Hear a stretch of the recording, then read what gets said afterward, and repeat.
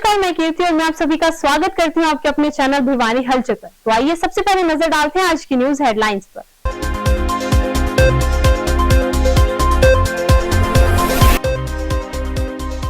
दिग्विजय चौटाला ने किया अनाज मंडी का दौरा, सुनी किसानों व आड़तियों की समस्याएं।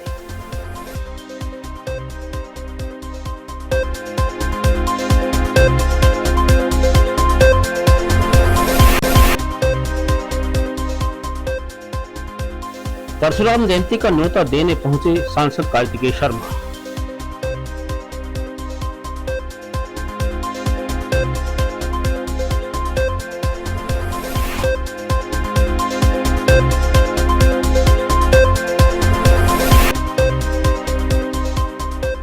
मलेरिया को रोकने के लिए स्वास्थ्य विभाग ने कर्मचारियों को दिए सख्त निर्देश।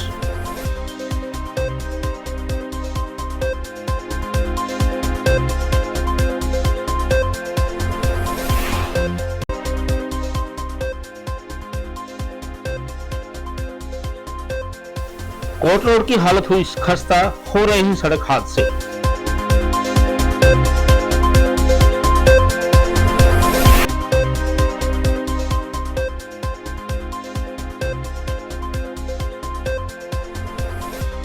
अब खबरें विस्तार से।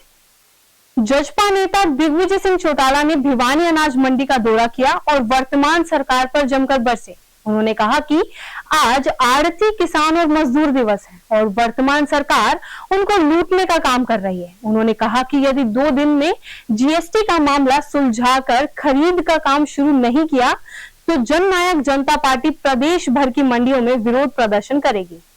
जजपा नेता दिग्विजय सिंह चौटाला ने भिवानी अनाज मंडी का दौरा किया और वर्तमान सरकार पर जमकर बरसे। उन्होंने कहा कि आज आड़ती, किसान और मजदूर को वर्तमान सरकार लूटने का काम कर रही है। उन्होंने कहा कि यदि 2 दिन में जीएसटी का मामला सुलझाकर खरीद का मामला शुरू नहीं किया तो जननायक जनता पार्टी प्रदेश भर की मंडियों में विरोध करेगी। उन्होंने कमेरी वर्ग के पक्ष में सरकार से हर संभव लड़ाई लड़ने की बात कही।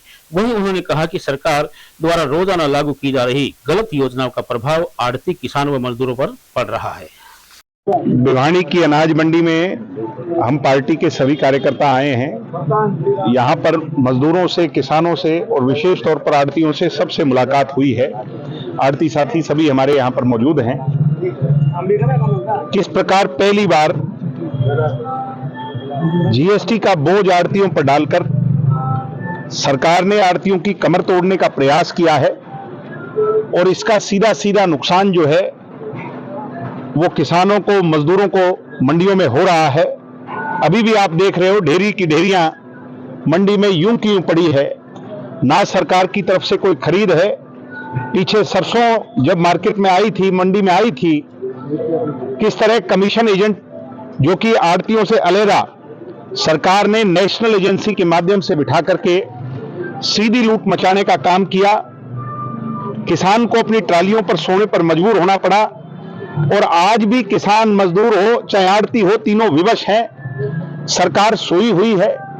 केवल जुम्मा दुष्यंत चौटाला को मंत्री हटे हुए 2 महीने ही हुए हैं और इतने में ही फर्क साफ नजर आ रहा है। आज हम सरकार को चेताने के लिए यहां पर आए हैं। अगले 2 दिन के अंदर जीएसटी वाले मामले को सुलझा करके और खरीद ठीक तरीके से अगर सरकार ने शुरू नहीं की तो जननायक जनता पार्टी प्रदेश व्यापी आंदोलन इसके खिलाफ चलाएगी और प्रत्येक मंडी के अंदर खड़े होकर हमारे कार्यकर्ता अपना रोष किसानों के साथ, आड़तियों के साथ, मजदूरों के साथ व्यक्त करेंगे। इसके साथ साथ मजदूरों की मजदूरी का बड़ा मामला है। हर वर्ग इस सरकार से दुखी है। नायब सैनी हरियाणा का चरणजीत सिंह चन्नी बनकर गहरी नींद सोया हुआ है। उसे उठना होगा और किसानों की दुख तकलीफ को, परेशानियों को पहचानना होगा। इसलिए हम चेताने के लिए आज सभी कार्यकर्ता यहां पर आए हैं। बहुत ज्यादा रोष आड़तियों में, किसानों में और विशेष तौर पर मजदूरों में। जी, आपने कहा किसानों में रोष है, वो रोष कहीं ना कहीं जेजेपी के ऊपर भी झलक रहा है। हमारी सरकार के अंदर सीधी खरीद, 72 घंटे के अंदर पेमेंट, किसान के मोबाइल पर मैसेज आया करता था कि किस दिन फसल मंडी में आपको छोड़ करके जानी है। सोशल मीडिया पर किसान प्रदेश भर में दुष्यंत चौटाला को याद कर रहा है। 1 साल में जो बड़ा फर्क पड़ा है, दुष्यंत चौटाला के राज को आज लोग याद कर रहे हैं।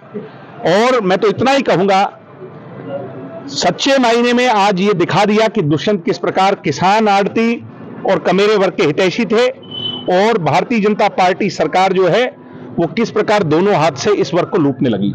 राज्यसभा सांसद कार्तिकेय शर्मा ने कहा कि उनके पिता पंडित विनोद शर्मा ने उन्हें एक ही बात कही थी कि अगर वे समाज या गरीबों के लिए कुछ कर सकते हैं तो ही राजनीति में आए, और इसी मकसद से वे राजनीति में आए हैं। वे 5 मई को करनाल में आयोजित किए जाने वाले परशुराम जयंती समारोह का न्योता देने के लिए यमुनानगर, करनाल व जींद के बाद भिवानी पहुंचे थे। वहीं भिवानी में विभिन्न कार्यक्रमों में उनका जोरदार स्वागत भी किया गया। सर्व समाज द्वारा आयोजित कार्यक्रम में सांसद कार्तिकेय शर्मा ने कहा कि वे यहाँ नेता का संदेश लेकर नहीं आए, बल्कि पंडित विनोद शर्मा का संदेश लेकर आए हैं।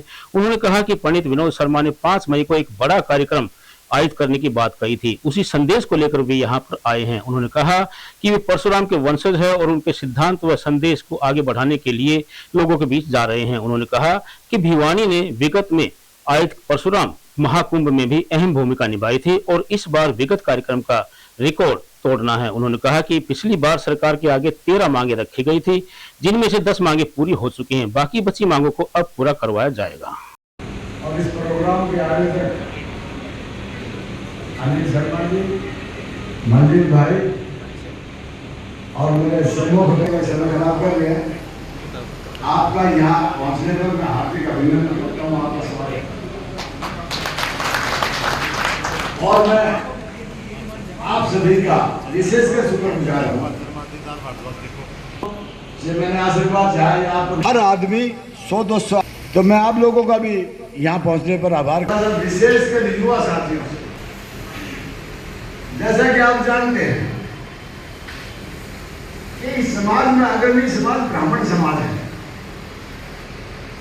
जाट लोग जो है वो हमें दादा कहते हैं, और राजपूत लोग भी है वो हमें बाबा कहते हैं। क्या उसमें आपका योगदान है? कार्तिकेय शर्मा जी का यहाँ पहुंचने पर आभार, धन्यवाद और अभिनंदन। आज भाई कार्तिकेय शर्मा हमें यहाँ परशुराम जन्मोत्सव के लिए आमंत्रित करने आए हैं, न्योता देने आए हैं। उसके लिए भाई साहब आपका बहुत बहुत धन्यवाद और आपका न्योता सिर आपको पड़े।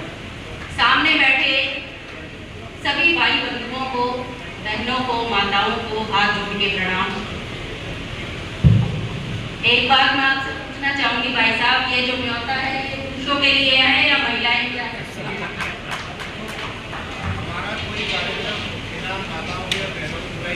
क्योंकि भाई साहब देखिए, अगर हमारे लिए भी न्योता है तो मैं तैयारियां ज्यादा करनी पड़ती हैं, हमें साड़ियां तैयार करने पड़ेंगे। मिला है भाइयों का, साथियों का और बड़े बुजुर्गों का भी, और भिवानी का हक इसलिए जताता हूं क्योंकि इस तरह का आशीर्वाद और प्यार मिलता है। मेरे पिताजी को भी हमेशा भिवानी की धरती पे इसी तरह का आशीर्वाद मिला है, तो उसी के नाते मैं आज ये न्योता देने आया हूं जो भगवान परशुराम जी के जन्म दिवस पर कार्यक्रम किया जा रहा है करनाल में आने वाली 5 तारीख को पुरानी सब्जी मंडी में।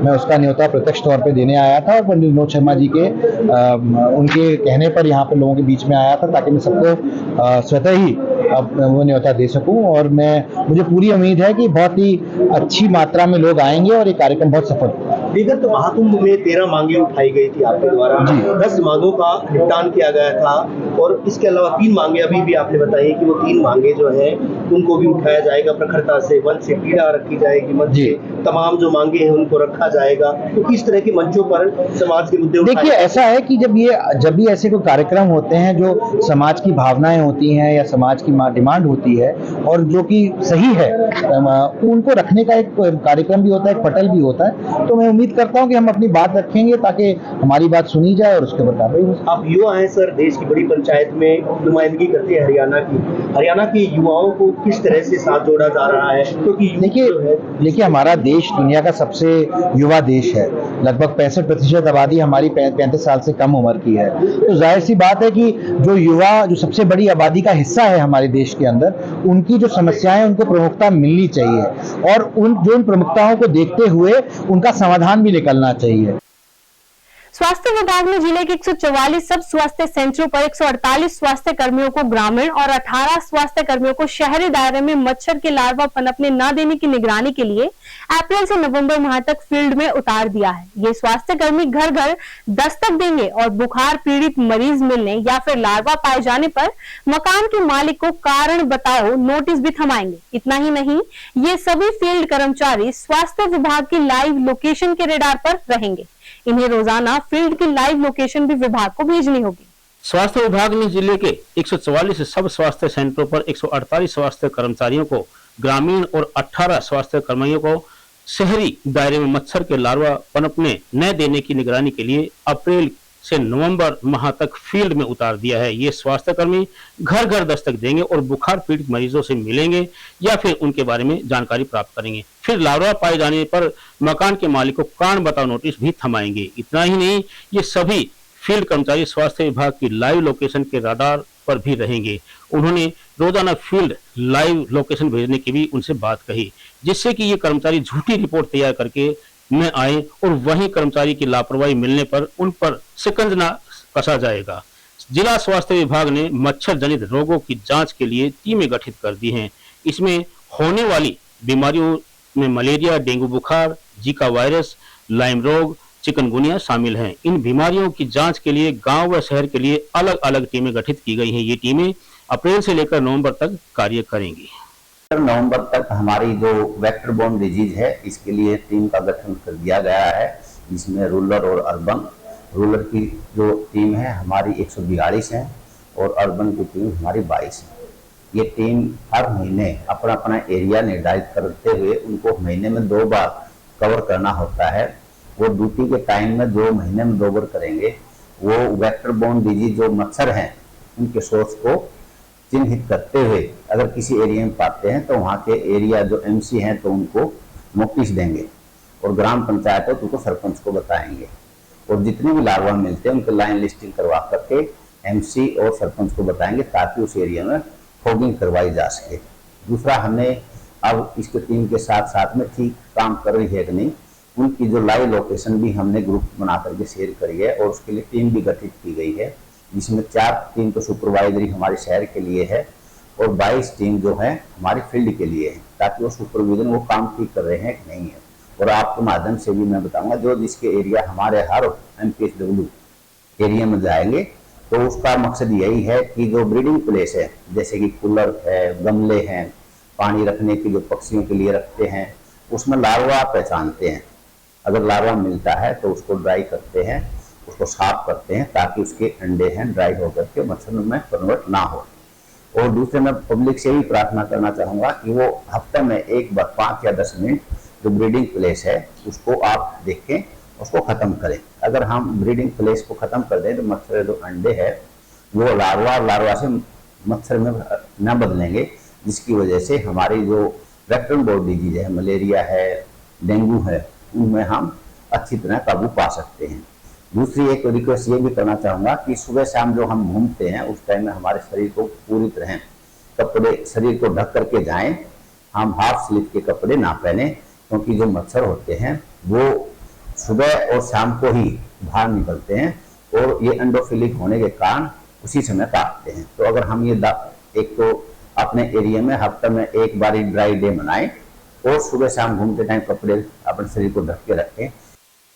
33 गांव को जोड़ने वाले रोड दादरी कोट उमरावत रोड की हालत खस्ता हो चली है, जिसके चलते आए दिन यहां सड़क हादसे हो रहे हैं। पिछले 15-20 सालों से रोड को नया नहीं बनाया गया है, जिसकी वजह से रोड की हालत और भी खराब हो चली है। आए दिन वाहन चालकों को इस सड़क पर मौत का सफर तय करना पड़ता है। दुकानदारों ने प्रशासन से मांग की है कि जल्द ही रोड का काम शुरू करवाया जाए, ताकि आने जाने वालों को परेशानियों का सामना न करना। दादरी रोड के दुकानदारों ने बताया कि काफी दिनों से पास हो चुका रोड, जिसको कि कोई भी कार्रवाई नहीं की जा रही है और यहाँ पर इस रोड की काफी हालत खराब हो चुकी है। जल्द से जल्द इस रोड को हादसे रुकवाने के लिए अमल में लाए जाने की बात कही है। यह रोड आज से 15-20 साल पहले बनाया गया था, लेकिन अब सरकार ने इसकी कोई सुध नहीं ली है। उन्होंने सरकार से व जिला प्रशासन से इस रोड को शीघ्र ठीक करने की मांग की है। साल से नहीं बना, सारा फूटा पड़ा है। सरकार से रिक्वेस्ट है ये रोड बनाया जाए, ज़्यादा परेशानी है। ये दादरी पोर्ट रोड है, सारी सड़क में गड्ढे हो रहे हैं, ये रोड ज़्यादा खराब है, बनवाया जाए। तो बनवाया जाए, रोड है, रोड है जी, कई साल से रोड है जी, इसका रोड था जिसका बुरा सारा खराब हो गया है, खड्डे खड्डे है, कई बार तो इतने हादसे हो गए, लेकिन जल्दी बनवा दो, लोग परेशान हो रहे हैं। रोड नागरिक थोड़ा ट्रेन होते हैं रोड एक्सीडेंट हो, गाड़ी पलटी मारा है, लोग दुखी हो रहे हैं। रोड पर लेडीज किनारे टूट गया, कोई गाड़ी टूट गया, कोई किन्ने हो जाए, कोई टाइम टूट गया, टूट गया, हम तो नहीं सोचता है जल्दी बन जा, बढ़िया हम तंग हो रहे हैं, धूल माटी हो जाए।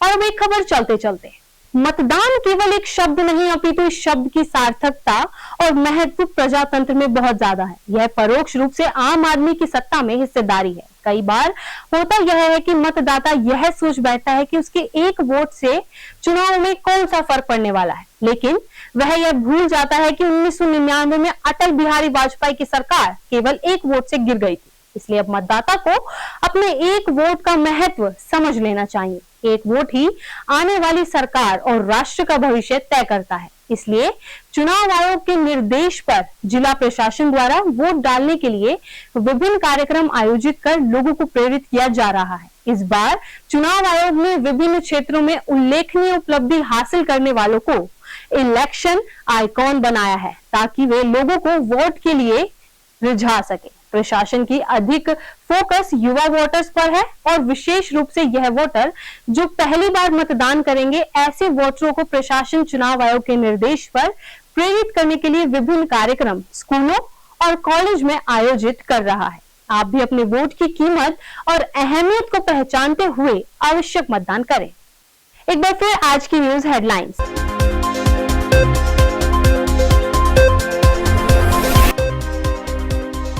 दिग्विजय चौटाला ने किया अनाज मंडी का दौरा, सुनी किसानों व आड़तियों की समस्याएं।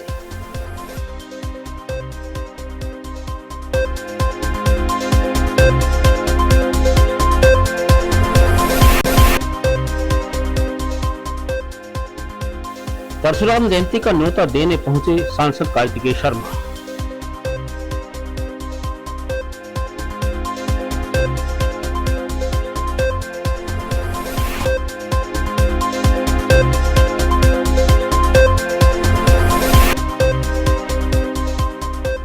मलेरिया को रोकने के लिए स्वास्थ्य विभाग ने कर्मचारियों को दिए सख्त निर्देश।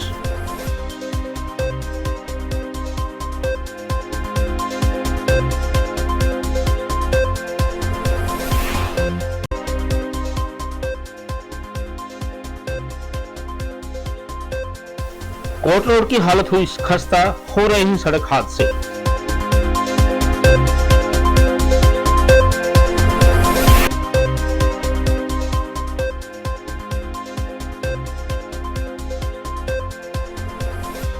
खबरों का सिलसिला यूं जारी रहेगा। मुझे और भिवानी हलचल टीम को दीजिए इजाजत और बने रहिए आपके अपने चैनल भिवानी हलचल के साथ।